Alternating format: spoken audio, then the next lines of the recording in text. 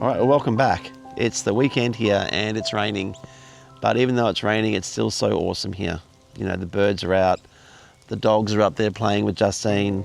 I was thinking during the week about promises and just how in the world today, you know, we just don't tend to value as highly as what we used to, you know, the power of one's word. You know, we give promises to people and we break them the next day, you know.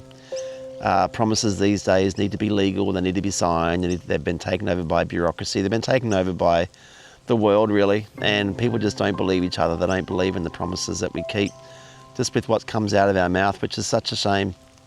And if you want to know how to do it, we've got to look at what God does. You know, God has kept every single one of his promises to us. The promise he made to Abraham, the promise he made to Jacob, the promise he made to Noah, the promise he made to Moses, the promise he made to us, you know, when Isaiah said that Jesus was going to come, he was going to save us all.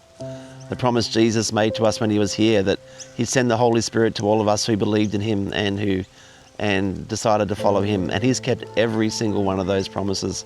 I know because I feel it every day, and I know people who do believe in Jesus, they feel it as well. And it's such an amazing feeling. The value of a kept promise, the value of feeling the Holy Spirit in your life. It just takes all the anxiety away. There's no need to be anxious.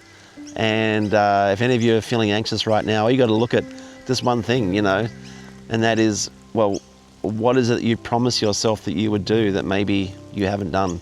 And maybe that one thing could be just believing in the promise that God made. And I think if you can do that, I think you'll find well, I know for me anyway, a lot of my anxiety disappeared as soon as I started believing in what God told me to believe in.